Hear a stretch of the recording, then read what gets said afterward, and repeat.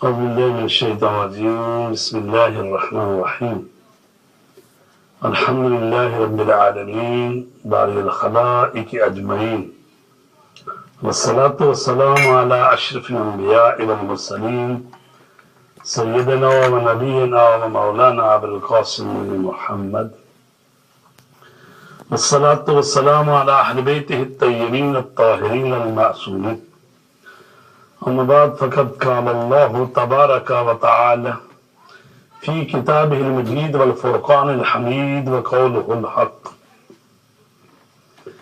يا أيها الناس اتقوا ربكم الذي خلقكم من نفس واحدة وخلق منها زوجها وبث منهما رجالا كثيرا ونساء.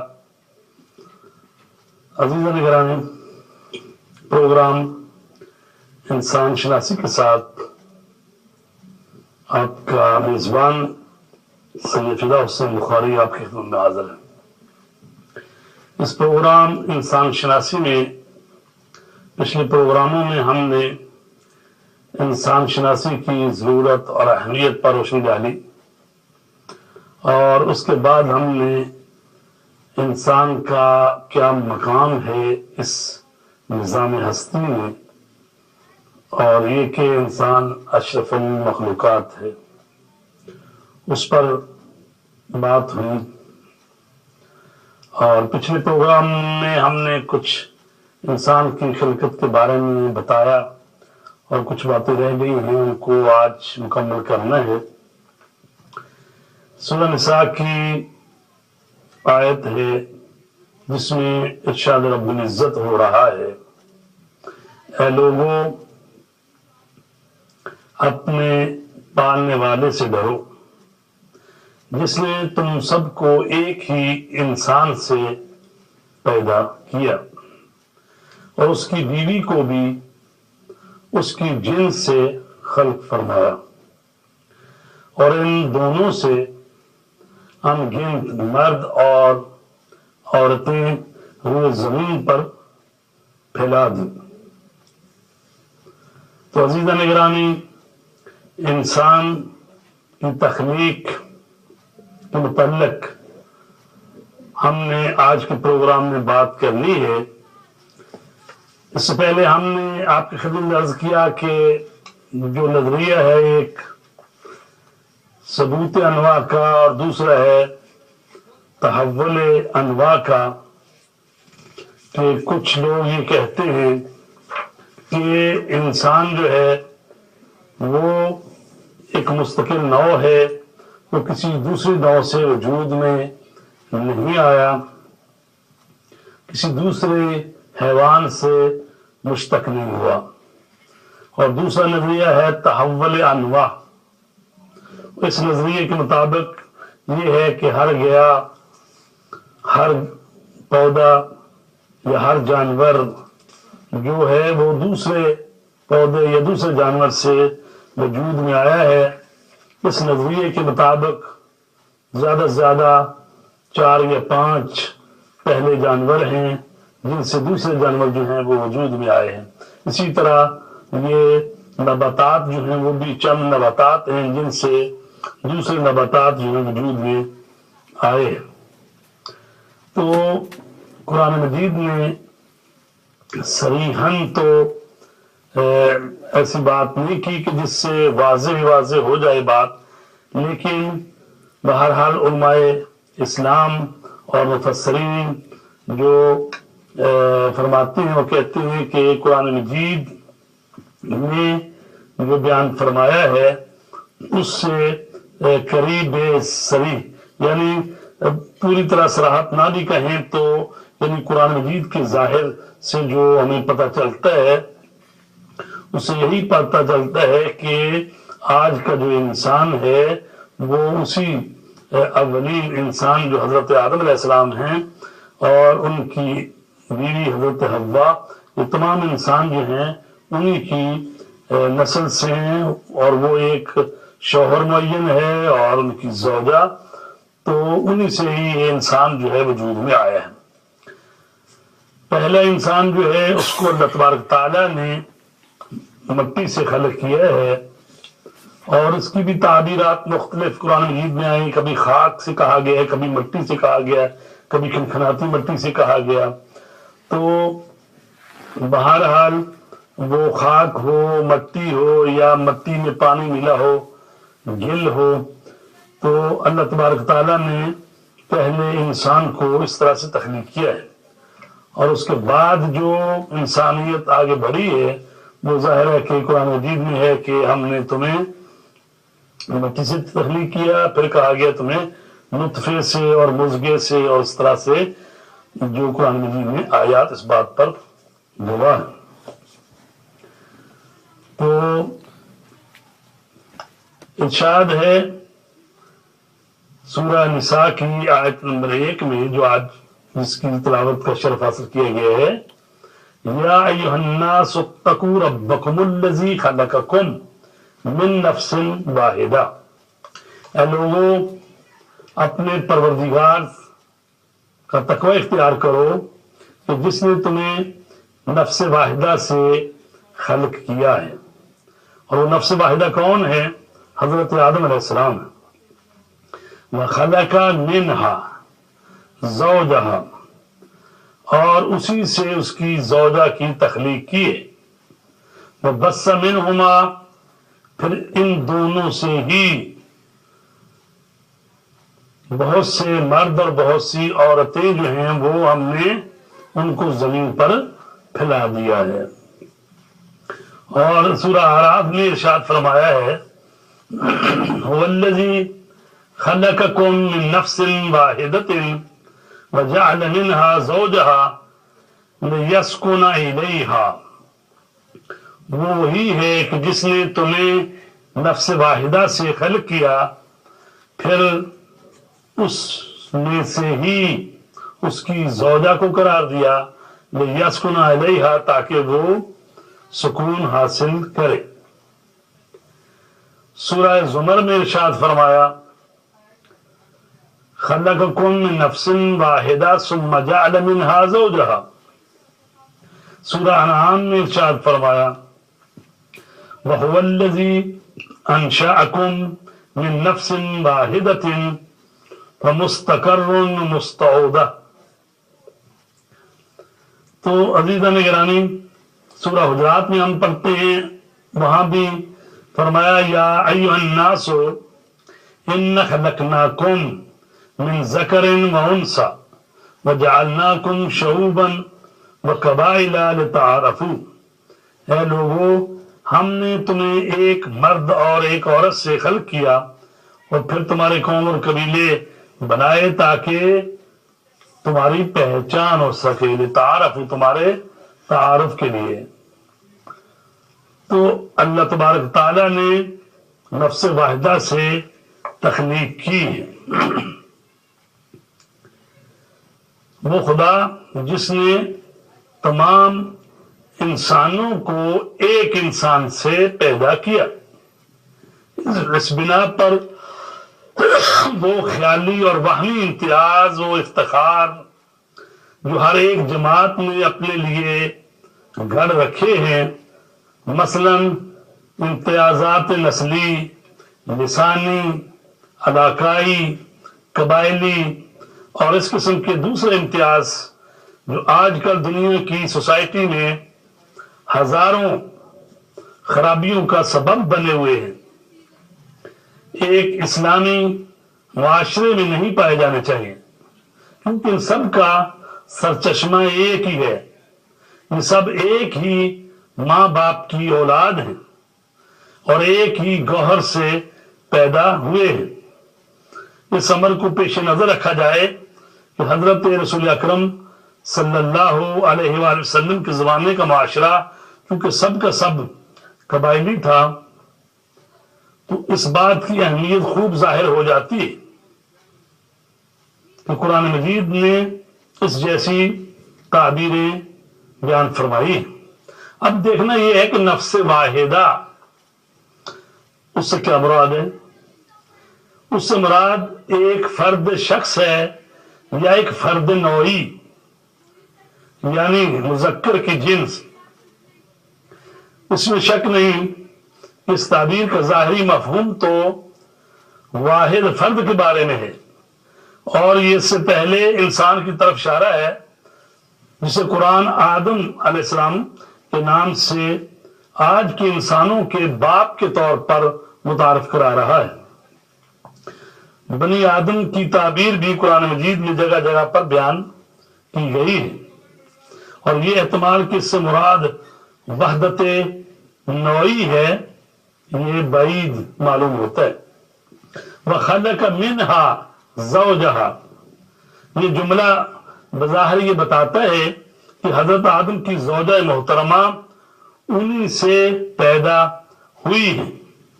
بعض مفسرین جو ہیں اس سے یہ سمجھے ہیں کہ حضرت آدم کی بیوی حضرت حوا حضرت آدم کے بدن سے پیدا ہوئی ہے۔ کچھ معتبر روایتیں یہ بھی کہتی ہیں کہ حضرت حوا آدم علیہ السلام کی پسلیوں سے پیدا ہوئی ہے، اور اس پر اس آیت کو گواہ ٹھہراتے ہیں یہ جو آیت کہہ رہی ہے وَخَلَقَ مِنْهَا زَوْجَهَا، اور ہم نے اس کی زوجہ کو اسی میں سے پیدا کیا۔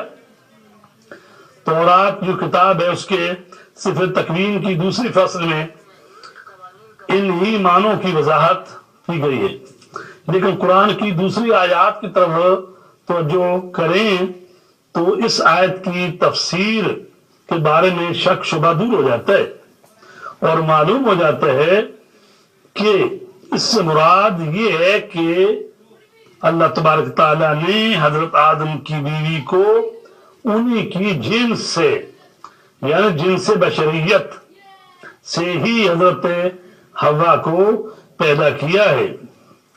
اور اس بات پر گواہ کیا ہے، ہمارے پاس دلیل کیا ہے، وہ سورہ روم کی آیت نمبر 21 جس میں ارشاد رب العزت ہو رہا ہے وَمِنْ آيَاتِهِ أَنْ خَلَقَ لَكُمْ مِنْ أَنفُسِكُمْ أَزْوَاجًا لِتَسْكُنُوا إِلَيْهَا، قدرت خدا کی نشانیوں میں سے یہ بھی ہے کہ اس نے تمہاری ازواج کو تمہارے ہی نفوس سے خلق کیا ہے۔ تمہارے تو اس سے کیا مراد ہے، یہاں پر بھی آیا ہے من انفسکم، تو اس سے مراد کیا ہے کہ وہ جو بیویاں خلق ہوتی ہوئی ہیں تو اس کا مراد یہ ہے کہ تمہاری بیویاں بھی تمہاری ہی جنس سے ہیں، یعنی وہ بھی جنس بشریت سے ہی ہیں تاکہ تم ان سے سکون حاصل کرو۔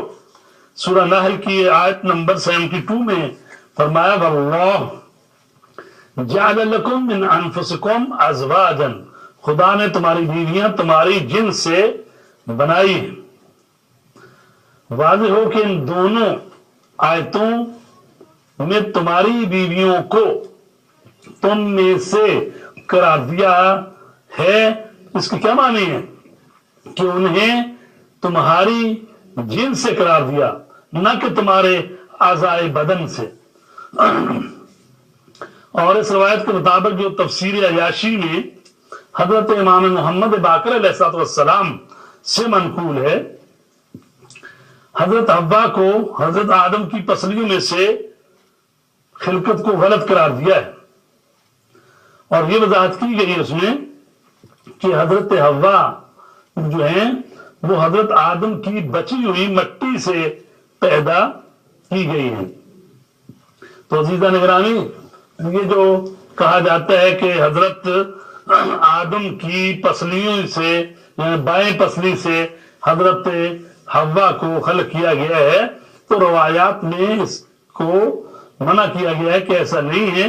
اللہ تبارک تعالیٰ اس پر یعنی قدرت رکھتا ہے کہ وہ ان کو علیحدہ سے پیدا کرے، لیکن چونکہ دونوں کی جنسیت ایک ہے، وہی انسانیت کہیں وہی بشریت کہیں، تو دونوں جو ہیں وہ اسی جنس سے ہیں، اسی انسانیت سے ہیں۔ تو یعنی حضرت آدم علیہ السلام کی اہلیت جو پیدا کی گئی ہیں وہ یعنی وہ نہ وہ جنات میں سے ہیں، نہ ملائکہ میں سے ہیں، نہ کوئی اور، یعنی وہ بھی اسی انسانیت میں سے ہیں، وہ بشریت میں سے ہیں، یعنی حضرت آدم کی ہی جن سے ان کی اہلیہ کو پیدا کیا گیا. وَبَثَّ مِنْهُمَا رِجَالًا كَثِيرًا وَنِسَاءً. یہ جملہ بتاتا ہے کہ حضرت آدم علیہ السلام اور ان کی بیوی سے بہت سے مرد اور عورتیں پیدا ہوئی. اس تعبیر سے معلوم ہوتا ہے کہ حضرت آدم کے بیٹوں کی نسل کی بہتات حضرت آدم علیہ السلام اور ان کی بیوی کے طریقہ سے ہی ظاہر ہوتی تھی، ظاہر ہوئی ہے، اور اس میں کسی تیسرے وجود کا عمل دخل نہیں تھا. اس گفتگو کا نتیجہ یہ ہوا کہ آدم علیہ السلام کی اولاد نے ایک دوسرے سے شادی کی، کیونکہ اگر انہوں نے کسی اور نسل کی بیویوں سے شادی کی ہو تو لفظ منہما ان دونوں پر صادق نہیں آتا. یہ موضوع جو ہے اگرچہ عجیب محسوس ہوگا آپ کو، بہرحال اس میں جو ہے وہ 3 طرح کی جو ہے وہ روایتیں بھی ہیں، اور کہ حضرت آدم علیہ السلام اور حضرت حوا سے جو نسل چلی ہے تو پہلا طبقہ تو ہو گیا کہ انہی دونوں سے ان کی اولاد وجود میں آئی ہے.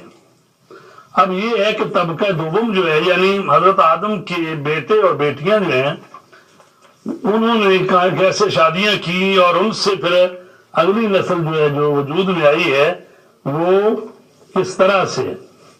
تو اس میں جو روایتیں ایک تو یہ ہے کہ حضرت آدم علیہ السلام کے جو بیٹے ہیں ان کے لیے جنت سے ہوئے آئیں، اور ایک کا نام نزلہ اور دوسرے کا منزلہ تھا.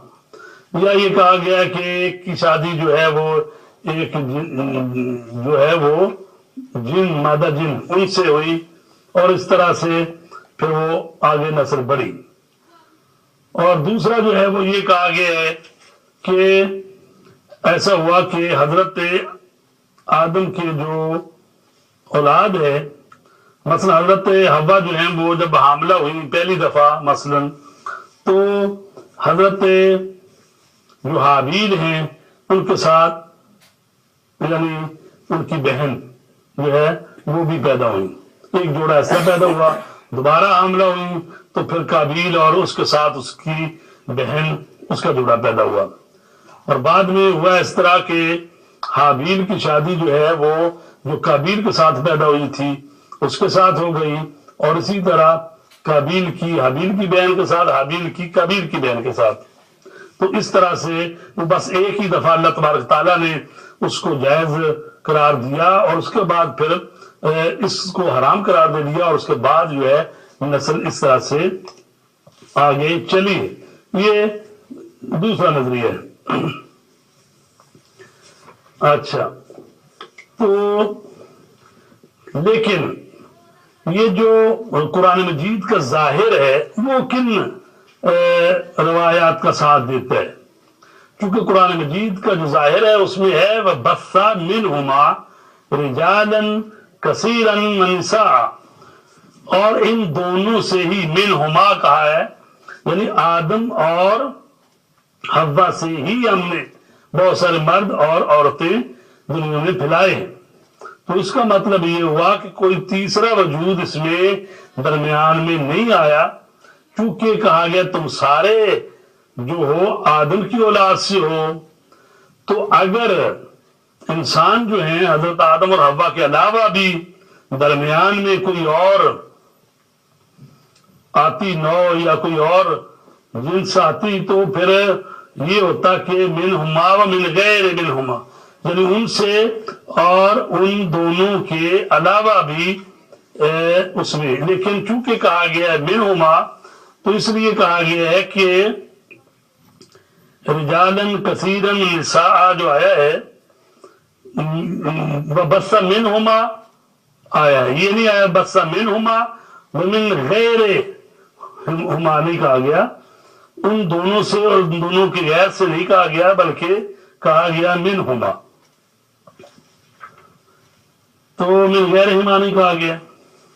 تو عزیزان گرامی، بہرحال ایسی جو روایات ہیں ہمارے ہاں جو یہ کہتی ہیں کہ ان کی شادی جنت کی حوروں سے ہوئی اور پھر ان سے بچے پیدا ہوئے اور پھر وہ سلسلہ آگے بڑھا.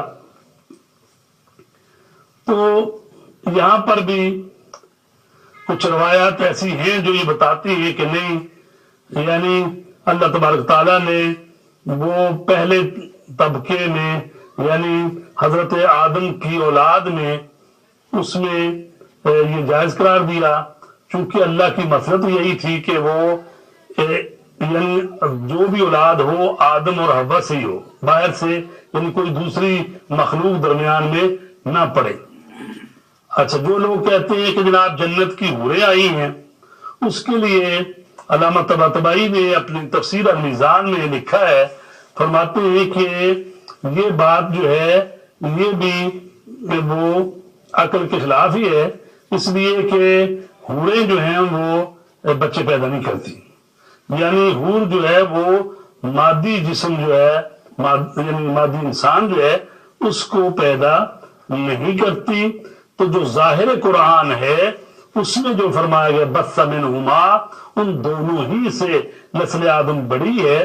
تو یہ وہ روایتوں کا دستہ جو یہ کہتا ہے کہ وہ حضرت آدم کے پہلے طبقے میں بہن بھائی کی شادی کو جائز قرار دیا گیا ہے، اس کے بعد اللہ تبارک تعالیٰ نے اس کو حرام قرار دے دیا ہے.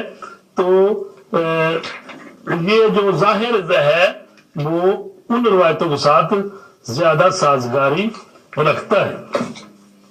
اور تفسیر نمونہ والے جو ہیں ہمارے وہ بھی یہی فرما رہے ہیں، کہتے ہیں کہ یہ موضوع بہت سی حدیثوں میں بھی آیا ہے اور کوئی زیادہ تعجب خیز بھی نہیں ہے. کون سا موضوع؟ یہی کہ بھی اس گفتگو کا نتیجہ یہ ہوا کہ آدم کی اولاد بھائی بہنیں ایک دوسرے سے شادی کی، کیونکہ اگر انہوں نے کسی اور نسل کی بیویوں سے شادی کی ہو تو لفظ منہما ان دونوں پر صادق نہیں آتا، کیونکہ اس استدلال کے مطابق جو بعض حدیثوں میں ائمہ اہل بیت علیہ السلام سے مروی ہے، یہ شادی بیاہ اس وقت مباح تھا، کیونکہ زمانے میں بھائی بہن کی شادی کی حرمت کا حکم نازل نہیں ہوا تھا. واضح ہے کہ کسی کام کی ممانعت کا دار و مدار اسی بات پر ہے کہ خدا کی طرف سے اس کی حرمت کا حکم آئے. یہ بھی ممکن ہے کہ مصلحت اور ضرورت کی وجہ سے ایک کام ایک زمانے میں جائز ہو اور اس کے بعد حرام ہو، مگر یہ بھی ہے کہ بعض دوسری حدیثوں میں اس مسئلے کی وضاحت کی گئی ہے کہ حضرت آدم کے بیٹے بیٹیوں کی ایک دوسرے سے شادیاں نہیں ہوئی، اور جو لوگ ایسی شادی بیاہ کا اعتقاد رکھتے ہیں ان پر تنقید کی گئی ہے. اگر یہ بنا ہو کہ حدیثیں آپس میں ٹکراتی ہے، یہاں پر تفسیر نمونہ والے یہ کہتے ہیں کہ اگر دو دستے ہمارے پاس روایتوں کے ہوں کہ جو دونوں ایک دوسرے کی ضد ہیں، متضاد ہیں، تو پھر ہم کیا کریں ایسی صورت میں؟ تو وہ کہتے ہیں کہ جب حدیثیں آپس میں ٹکراتی ہیں، اس لیے جو حدیث قرآن کے مطابق ہو اسے درست سمجھا جائے، تو پھر پہلی ہی بات کو ماننا پڑے گا، کیونکہ حدیثوں کا مفہوم مدرجہ بالا آیت کے عین مطابق ہے. ہم فرماتے ہیں یہی جو آیت یہ کہہ رہی ہے کہ بث منہما، ہم نے ان دونوں سے ہی جو ہے وہ بہت سے مرد اور عورتیں دنیا میں پھیلائے ہیں. تو جب ان دونوں سے ہی کہا گیا ہے تو اس کا مطلب ہے کوئی تیسرا وجود درمیان میں نہیں آیا. تو کہتے ہیں وہ جو احادیث ہیں ہمارے پاس جو کہ ظاہر قرآن کے ساتھ سازگاری رکھتی ہیں، تو پھر ہمیں ان کو لینا پڑے گا اگر دونوں حدیثوں کو دستے جو ہیں آپس میں ٹکراتے ہیں. اچھا، ایک اور احتمال ہے، وہ یہ ہے کہ احتمال اور یہ ہے کہ یہ سوچا جائے کہ حضرت آدم کے بیٹوں نے اپنے سے پہلے بچے کھچے انسانوں میں شادیاں کی تھیں. البتہ یہ پھر اس نظریے کے مطابق بات ہو جائے گی کہ جو کہا گیا روایتوں میں کہ بھی ہزار ہزار آدم تھے، اور ہم جس آدم کی اولاد ہیں وہ آدم یعنی آخری والے آدم ہیں، جس کی ہم یہ جو موجودہ انسان ہیں ان کی اولاد میں سے. اور پھر یہ کہا گیا کہ اس پر وہ جو آثار قدیمہ والے کھدائی کرتے ہیں اور وہ کہتے ہیں جی یہ اتنے لاکھ سال پرانے انسان کا ڈھانچہ ملا یا اتنا، چونکہ جو تورات میں ہے یا جو تاریخی کتابوں میں وہ تو یہ ہے کہ بھئی حضرت آدم علیہ السلام سے لے کر اب تک کا جو عرصہ بنتا ہے وہ تقریباً 7000 سال کا بنتا ہے. اور یہ حضرت آدم علیہ السلام جو ہیں اور ان سے یہ آگے جو حضرت نوح علیہ السلام، حضرت ابراہیم اور آخر تک ہمارے نبی اکرم صلی اللہ علیہ وسلم اور یہ جو انسان ہیں، تو یہ جو انسانیت ہے یہ تو تقریباً حضرت آدم سے جو آخر والے ہیں تو 7000 سال بنتے ہیں. یہ اس صورت میں ہوگا کہ بچے کھچے پہلے والے انسانوں میں سے کوئی یعنی خاتون ہوں جس سے حضرت آدم کے بچوں نے شادی کی. بہرحال یہ ایک احتمال ہے، کیونکہ بعض روایات کے لحاظ سے حضرت آدم روئے زمین کے پہلے انسان نہیں تھے. آج کا عملی مطالعہ بھی یہ بتاتا ہے کہ نوع انسانی تقریباً چند ملین سال پہلے کرۂ زمین پر زندگی بسر کرتی تھی، جبکہ حضرت آدم کی تاریخ پیدائش سے لے کر اب تک کوئی زیادہ عرصہ نہیں گزرا. یہ ہمارے ساتھ کال ہے. السلام علیکم. وعلیکم السلام.